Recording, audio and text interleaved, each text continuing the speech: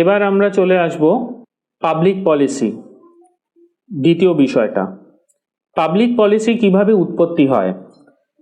দেখা যাচ্ছে যে দ্বিতীয় বিশ্বযুদ্ধ শেষ হবার পরে প্রথম বিশ্বের যে দেশগুলো, বিভিন্ন কলোনিগুলো ছিল, যেরকম ভারতবর্ষ গ্রেট ব্রিটেনের কলোনি ছিল, তো এই কলোনিগুলো সাধারণ ভাবে দেখা যাচ্ছে যে 1940-এর দশক থেকে তারা স্বাধীনতা পেতে শুরু করে এবং নতুন নতুন নেশন স্টেট সিস্টেম ইমার্জ করতে থাকে আমাদের আন্তর্জাতিক ক্ষেত্রে।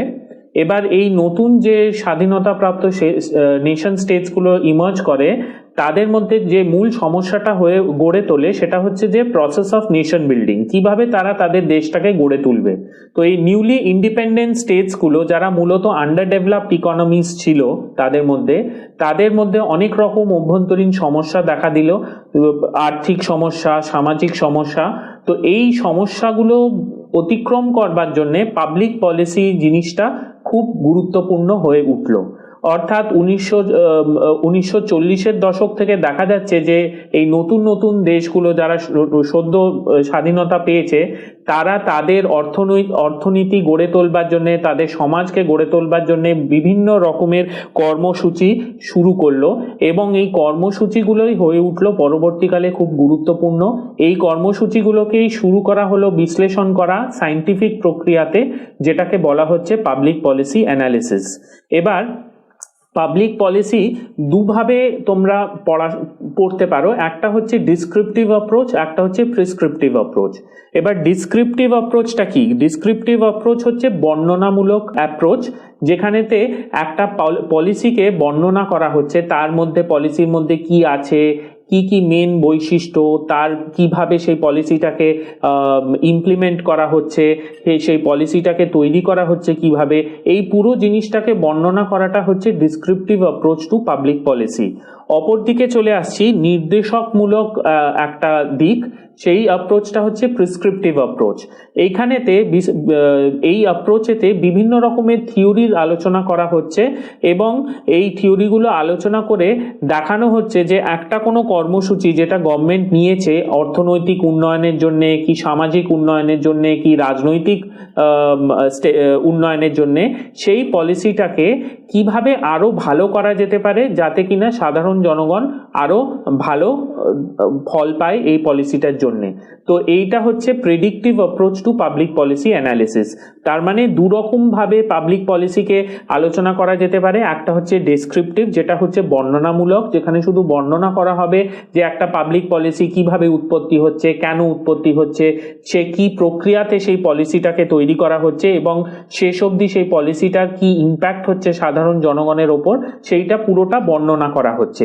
অপর দিকে আসছে প্রেসক্রিপটিভ কিংবা নির্দেশমূলক approach to the study of public policy, যেখানেতে দেখানো হচ্ছে যে একটা পলিসির পেছনে তার থিওরিটা কি হওয়া দরকার এবং সেই পাবলিক পলিসিটা কিভাবে তৈরি করা উচিত, কেন সেইভাবে তৈরি করা উচিত এবং সেইভাবে যদি তৈরি করা হয় তাহলে কি সুযোগ সুবিধে পাবে সাধারণ জনগণ। এবার আমি চলে আসছি যে পাবলিক পলিসি জিনিসটা কি, কিভাবে পাবলিক পলিসিকে সংজ্ঞায়িত করা যেতে পারে। পাবলিক পলিসি জিনিসটার পাবলিক কথাটা খুব গুরুত্বপূর্ণ এবং পলিসি কথাটাও গুরুত্বপূর্ণ। এই প্রসঙ্গে পাবলিক পলিসি জিনিসটাকে বিভিন্ন তাত্ত্বিকরা বিভিন্নভাবে সংজ্ঞায়িত করেছে। আমি কিছুগুলো সংজ্ঞা তোমাদের জন্য বলবো যেগুলোতে তোমরা বুঝতে পারবে যে পাবলিক পলিসি জিনিসটা কি। অ্যান্ডারসন কিভাবে পাবলিক পলিসিকে সংজ্ঞায়িত করেছেন। অ্যান্ডারসন বলছেন যে public policy is a purposive course of action followed by government in dealing with some topic or matter of public concern. অপরদিকে ডাই বলে আরেকজন তাত্ত্বিক 1978-এ পাবলিক পলিসিকে অন্যভাবে সংজ্ঞায়িত করেছিলেন। উনি বলছেন যে public policy is what ever government chooses to do or not to do. অর্থাৎ কোনো ক্ষেত্রে, ধরো এডুকেশনের ক্ষেত্রে, ধরো হেলথের ক্ষেত্রে, ধরো ডিফেন্সের ক্ষেত্রে কোনো যদি গভর্নমেন্ট কোনো পদক্ষেপ নেয় কি কোনো পদক্ষেপ না নিয়ে কোনো ডিসিশন নেয়, সেই সবটাই কিন্তু পাবলিক পলিসির মধ্যে চলে আসবে। এবং সবথেকে ইম্পর্টেন্ট ডেফিনেশন পাবলিক পলিসি দিয়েছেন গাই পিটার্স 1996-এ। উনি এই ডেফিনেশনটা দিয়েছিলেন, যেখানে উনি বলছেন the some of government activities whether acting directly through agents as it has an influence on the lives of the citizens. অর্থাৎ গভর্নমেন্টের যাবতীয় কাজ যেগুলো সাধারণ জনগণকে প্রভাবিত করছে, সাধারণ জনগণের জীবন প্রণালীকে প্রভাবিত করছে, সেই সব কাজগুলো হচ্ছে পাবলিক পলিসি। অর্থাৎ এমন সব জিনিসগুলো যেগুলো গভর্নমেন্ট সাধারণত করে থাকে দেশ চালানোর ক্ষেত্রে, কি কোনো কোনো ক্ষেত্রে কোনো কাজ করলো না, কেন করলো না, সেটাও হয়ে যাচ্ছে পাবলিক পলিসির বিষয়বস্তু। তো পাবলিক পলিসি জিনিসটা একটা খুব গভীর জিনিস এবং এটার ব্যাপ্তিটা বিশাল, এবং যা কিছু গভর্নমেন্ট করে থাকে সাধারণ জনগণের জন্য, সেইগুলো সবকিছুই চলে আসছে পাবলিক পলিসির মধ্যে। এবার আমরা চলে আসবো যে পাবলিক পলিসির বৈশিষ্ট্যগুলো কি কি। প্রথম বৈশিষ্ট্য যেটা বলা দরকার সেটা হচ্ছে যে পাবলিক পলিসি হচ্ছে এমন একটা পলিসি যেটা হচ্ছে একটা গোল ওরিয়েন্টেড। অর্থাৎ এই পলিসির একটা উদ্দেশ্য থাকা দরকার, এই পলিসির একটা লক্ষ্য থাকা দরকার। এটা এমন কোনো পলিসি যেটার কোনো গোল নেই, কোনো উদ্দেশ্য নেই, সেটাকে কিন্তু পাবলিক পলিসি হিসেবে ধরা যেতে পারে না। আজকে ধরো আমাদের দেশেতে যে ডিমনিটাইজেশন হয়েছিল, সেই ডিমনিটাইজেশনেরও একটা it is a public policy. এটার একটা লক্ষ্য ছিল। লক্ষ্যটা কি ছিল? ব্ল্যাক মানিটাকে কমিয়ে ফেলা। তো এই যে কোনো পলিসি, সেটার যদি একটা লক্ষ্য থাকে, একটা উদ্দেশ্য থাকে, তাহলে সেই পলিসিটাকে পাবলিক পলিসি হিসেবে গণ্য করা যেতে পারে। দ্বিতীয় জিনিস হচ্ছে যে পাবলিক পলিসির আর একটা খুব গুরুত্বপূর্ণ বিষয় হচ্ছে service to the public interest. অর্থাৎ গভর্নমেন্টের যদি কোনো পলিসি পাবলিক ইন্টারেস্ট দ্বারা পরিচালিত হয়, তাহলেই সেই পলিসিটাকে পাবলিক পলিসি হিসেবে ধরা হবে। গভর্নমেন্টের কোনো পলিসি যদি পাবলিক ইন্টারেস্ট দ্বারা পরিচালিত না হয়ে থাকে, তাহলে সেটাকে পাবলিক পলিসি হিসেবে ধরা যেতে পারে না। তো any kind of action taken by the government to serve the public interest is a very important criteria or characteristic of public policy. আর একটা জিনিস হচ্ছে লেজিটিমেসি, বৈধতা। বৈধতা কাদের কাছ থেকে? বৈধতা সাধারণ জনগণের কাছ থেকে, বৈধতা সমাজের কাছ থেকে, দেশের কাছ থেকে। অর্থাৎ গভর্নমেন্ট একটা পাবলিক পলিসি তৈরি করে, সেই গভর্নমেন্টের পাবলিক পলিসিটা শেষ অবধি সবসময় চায় যে সেই পলিসিটা বৈধ হোক, তার অ্যাপ্রুভাল হোক, ডিসঅ্যাপ্রুভাল হোক by the citizens of the country. অর্থাৎ এমন কোনো পলিসি যেটার মধ্যে বৈধতা নেই, সেটা কিন্তু পাবলিক পলিসি হবে না। এবং শেষ অবধি এই public policy would include actions that governments take and the actions that the government intends to take. অর্থাৎ এমন জিনিস যেখানেতে ধরো একটা যে কোনো সেক্টরে গভর্নমেন্ট কিছু কিছু পদক্ষেপ নিয়েছে, সেগুলোও পাবলিক পলিসির মধ্যে পড়ছে, এবং যে পলিসির ক্ষেত্রে যে অ্যাকশনসগুলো নেওয়া হচ্ছে না কিন্তু ভবিষ্যতে নেওয়া হবে, সেগুলোও কিন্তু পাবলিক পলিসির মধ্যে পড়বে। অর্থাৎ actions that the government intends to take. তো এই সব জিনিসগুলো নিয়ে একটা পাবলিক পলিসির বৈশিষ্ট্য বোঝা যায়। এবার চলে আসছি বিভিন্ন প্রকারের পাবলিক পলিসি। দেখা যাচ্ছে যে পাবলিক পলিসির ক্ষেত্রে বিভিন্ন প্রকারের পাবলিক পলিসি কর্মসূচি গভর্নমেন্ট নিয়ে থাকে। প্রথমে হচ্ছে সাবস্ট্যান্টিভ পলিসিস। এবার সাবস্ট্যান্টিভ পলিসিসগুলো কি? সাবস্ট্যান্টিভ পলিসিসগুলো হচ্ছে ম্যাক্রো পলিসি, যেগুলো খুব বড় ধরনের পলিসি, এবং এই পলিসিগুলোকে যে গভর্নমেন্ট নিচ্ছে, এটা কোনো পার্টিকুলার কোনো সংকীর্ণ কোনো একটা শ্রেণীর জন্য নিচ্ছে তা নয়, পুরো দেশের জন্য নিচ্ছে, পুরো সমাজের জন্য নিচ্ছে। যেরকম ধরো আমাদের ভারতবর্ষের ক্ষেত্রে বলা যেতে পারে আমাদের হেলথ পলিসি কিংবা ডিফেন্স পলিসি কিংবা ফরেন পলিসি।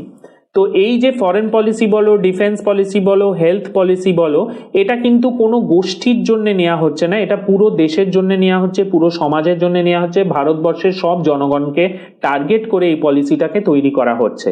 তো এই রকম ম্যাক্রো পলিসিগুলো, বড় পলিসিগুলোকে বলা হচ্ছে সাবস্ট্যান্টিভ পলিসিস। এরপরে চলে আসছি ডিস্ট্রিবিউটিভ অ্যান্ড রিডিস্ট্রিবিউটিভ পলিসিস। ডিস্ট্রিবিউটিভ এবং রিডিস্ট্রিবিউটিভ পলিসিসগুলো কি? এই পলিসিসগুলো মূলত দেখা যাচ্ছে যে গভর্নমেন্টের যে ওয়েলফেয়ার প্রোগ্রামসগুলো, তাদেরকে এই পলিসিসের আন্ডারে নেওয়া হয়।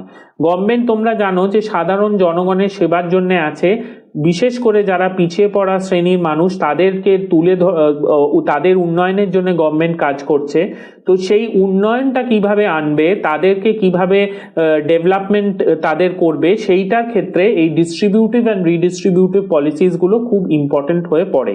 অর্থাৎ আর একটা জিনিসও বলা দরকার, সেটা হচ্ছে যে আগের যে পলিসিটা ছিল, যেটাকে বলা হচ্ছে সাবস্ট্যান্টিভ পলিসি, এই সাবস্ট্যান্টিভ পলিসিটা হচ্ছে একটা ম্যাক্রো পলিসি, যেখানে কোনো একটা গোষ্ঠীর হয়ে কোনো পলিসি তৈরি করা হচ্ছে না, সবাইকার জন্য একটা পলিসি তৈরি করা হচ্ছে, যেরকম ধরো defence policy of government of India. কিন্তু ডিস্ট্রিবিউটিভ অ্যান্ড রিডিস্ট্রিবিউটিভ পলিসিটা কোনো একটা স্পেসিফিক সেকশন অফ দ্য সোসাইটির জন্যে, কোনো একটা স্পেসিফিক গোষ্ঠীর জন্যে এই পলিসিটা তৈরি করা হচ্ছে। ধরো উদাহরণ হিসেবে বলা যেতে পারে পালস পোলিও। পালস পোলিওর যে এই যে হেলথ পলিসির মধ্যে পড়ছে, এটা একটা স্পেসিফিক গোষ্ঠী, অর্থাৎ বাচ্চাদেরকে পালস পোলিও ড্রপস খাওয়ানো হচ্ছে যাতে ওদের পোলিও না হয়। কিংবা ধরো old age pension. Old age pension তো সবাইকে দেওয়া হবে না, যারা সিনিয়র সিটিজেন আছে, যারা 60-এর ওপর যাদের বয়স, তাদের জন্য এই ওল্ড এজ পেনশনটা দেওয়া হচ্ছে এবং মূলত বিপিএল ফ্যামিলির লোকেদেরকে এই পেনশনগুলো দেওয়া হচ্ছে। তো এই যে বিভিন্ন ওয়েলফেয়ার প্রোগ্রামসগুলো আছে আমাদের সমাজে, সেই সব ওয়েলফেয়ার প্রোগ্রামসগুলোই হচ্ছে রিডিস্ট্রিবিউটিভ কিংবা ডিস্ট্রিবিউটিভ পলিসিস হিসেবে জানা যায়। এরপরে চলে আসছে হচ্ছে নিয়ন্ত্রণমূলক কিংবা নির্ধারকমূলক পলিসিস, যেগুলোকে বলা হচ্ছে রেগুলেটরি পলিসিস। রেগুলেট করা, রেগুলেট কাদের করবে? বিভিন্ন গভর্নমেন্টের সেক্টর আছে, বিভিন্ন বেসরকারি সেক্টর আছে, সেইগুলোকে রেগুলেট করা, নিয়ন্ত্রণ করার জন্য গভর্নমেন্টকে কিছু পলিসিস করতে হয়। যেরকম ধরো ট্যাক্সেশন পলিসি, আজকে যে জিএসটি জিনিসটা আনা হচ্ছে ইন্ডাস্ট্রি থেকে ট্যাক্স তোলার জন্য, ইন্ডাস্ট্রিকে রেগুলেট করার জন্য। তো এই সব জিনিসগুলো যেগুলোকে স্পেসিফিক কিছু এরিয়াসগুলোকে রেগুলেট করার জন্য আনা হচ্ছে, যেরকম ধরো telecom industry, insurance industry, stock exchange, এই সব পলিসিগুলোকে বলা হয় রেগুলেটরি পলিসিস, যেগুলোকে যার মূল উদ্দেশ্য হচ্ছে নিয়ন্ত্রণ করা, রেগুলেট করা। এবং সেই সব দিয়ে একটা খুব জটিল জিনিস আছে যেটাকে বলা হচ্ছে ক্যাপিটালাইজেশন পলিসি। এবার ক্যাপিটালাইজেশন পলিসিটা কিরম টাইপের পলিসি? এটা হচ্ছে এমন একটা পলিসি যেটা কোনো পার্টিকুলার শ্রেণীকে টার্গেট করে তৈরি করা হচ্ছে না, অপরদিকে পুরো সমাজকে টার্গেট করে তৈরি করা হচ্ছে না।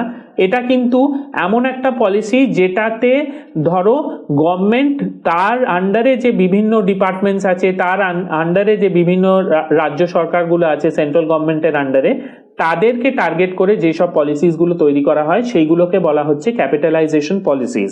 যেরকম ধরো আজকে সেন্ট্রাল গভর্নমেন্ট যদি কোনো ফাইন্যান্সিয়াল অ্যাসিস্ট্যান্স কিংবা ফাইন্যান্সিয়াল সাবসিডি কোনো রাজ্য সরকারকে কিংবা কোনো লোকাল গভর্নমেন্টকে দিতে চায়, কিংবা কোনো পাবলিক সেক্টর ইউনিটকে দিতে চায়, সেইগুলোকে ধরা হবে ক্যাপিটালাইজেশন পলিসিস। অর্থাৎ এটা কিন্তু কোনো একটা শ্রেণী, একটা গোষ্ঠীর কে টার্গেট করে কোনো পলিসি তৈরি করা হচ্ছে না, অপরদিকে পুরো সমাজকে মাথায় রেখে এই পলিসিটা তৈরি করা হচ্ছে না। এটা গভর্নমেন্ট তারই আন্ডারে যেসব বিভিন্ন এজেন্সিসগুলো আছে, যেসব গভর্নমেন্টের অফিসগুলো আছে, তাদের জন্য যেসব পলিসিগুলো তৈরি করছে সেগুলোকে বলা হচ্ছে ক্যাপিটালাইজেশন পলিসিস। এইবার চলে আসছি যে পাবলিক পলিসি বিষয়টা তো এতক্ষণ আমি আলোচনা করলাম যে পাবলিক পলিসিটা কি, কখন উৎপত্তি হয়েছিল, কিভাবে উৎপত্তি হয়েছিল এবং কত প্রকারের পাবলিক পলিসি আছে। এবার আমি যেটা আলোচনা করব সেটা হচ্ছে যে পাবলিক পলিসির অ্যানালিসিসটা কি, পাবলিক পলিসি অ্যানালিসিস বলতে কি বোঝানো হচ্ছে। প্রথমে বলা দরকার যে পাবলিক পলিসি অ্যানালিসিস মানে হচ্ছে যে সিস্টেম্যাটিক সায়েন্টিফিক ভাবে, অর্থাৎ একদম একটা প্রণালী ধরে, একটা মেথোডোলজি ধরে যদি পাবলিক পলিসিকে বিশ্লেষণ করা হয় তাহলে সেইটাকে বলা হবে পাবলিক পলিসি অ্যানালিসিস। কেন বিশ্লেষণ করা হবে পাবলিক পলিসিকে? কারণ পাবলিক পলিসিটাকে আরো বেশি এফেক্টিভ করা যেতে পারে কিভাবে, আরো বেশি এফিশিয়েন্ট করা যেতে পারে কিভাবে, সেই সবগুলো হচ্ছে উদ্দেশ্য। এবং এই উদ্দেশ্য মাথায় রেখে যখন একটা পাবলিক পলিসিকে বিশ্লেষণ করা হচ্ছে সেটাকে বলা হয় পাবলিক পলিসি অ্যানালিসিস। এই পাবলিক পলিসি অ্যানালিসিস এই জিনিসটা শুরু হয় প্রথমে যখন ডি লার্নার এবং হ্যারল্ড লাসওয়েল একটি বই লিখেছিলেন, যে বইটার নাম হচ্ছে দ্য পলিসি সায়েন্স। 1951 এই বইটা বেরোয়। এই বইটার থেকেই শুরু হয় পাবলিক পলিসি অ্যানালিসিস বিষয়টা, যে বিভিন্ন ক্ষেত্রে সরকারের যে বিভিন্ন পলিসিগুলো হয় pertaining to agriculture, defence, industry, education, health, বিভিন্ন সেক্টরের যে বিভিন্ন পলিসি আছে সেই পলিসিগুলো কি ঠিক হচ্ছে না ভুল হচ্ছে, সেই পলিসির জন্য মানুষ উপকার পাচ্ছে না এবং তার কি ইম্প্যাক্ট হচ্ছে, সেইটার অ্যানালিসিসটা করছে এই পাবলিক পলিসি অ্যানালিসিস।